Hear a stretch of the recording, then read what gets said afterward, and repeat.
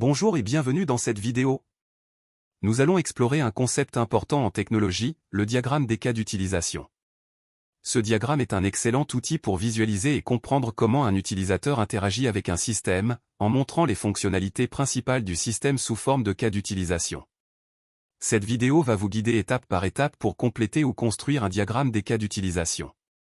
Voyons d'abord ce qu'est un diagramme des cas d'utilisation. Il s'agit d'un type de diagramme UML qui permet de représenter les interactions entre le système que vous modélisez et les utilisateurs, appelés aussi acteurs. Chaque interaction entre l'utilisateur et le système est représentée par un cas d'utilisation. Attardons-nous maintenant sur les principaux éléments qui le composent. Il y a tout d'abord le système étudié qui est représenté par un rectangle. Nous retrouvons ensuite les acteurs généralement à gauche du système.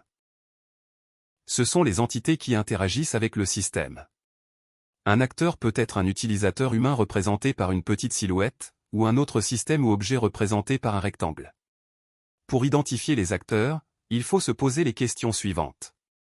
Qui utilise le système? Qui envoie des informations au système?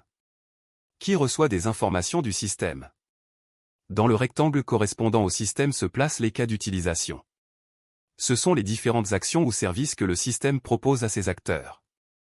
Un cas d'utilisation est généralement représenté par un ovale avec une action à l'intérieur, comme authentifier l'utilisateur ou envoyer un email.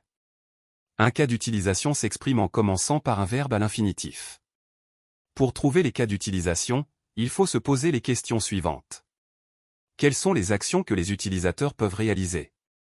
Quelles fonctionnalités le système doit-il fournir? Enfin, la relation entre l'acteur et le cas d'utilisation est représentée par une ligne simple. Cette relation montre qu'un acteur interagit avec un cas d'utilisation.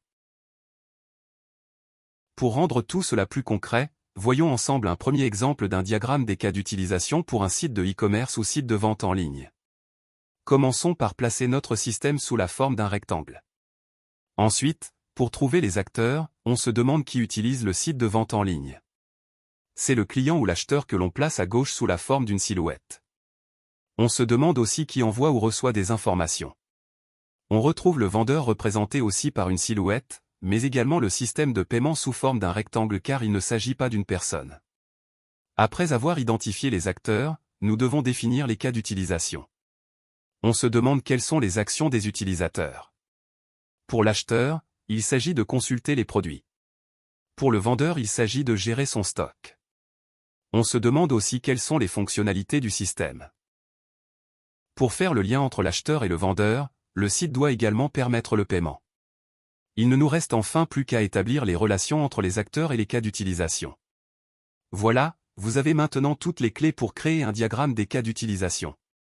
Avec la méthode et de l'entraînement, cela deviendra plus facile. Merci d'avoir suivi cette vidéo, et n'oubliez pas de pratiquer pour vous améliorer. À bientôt.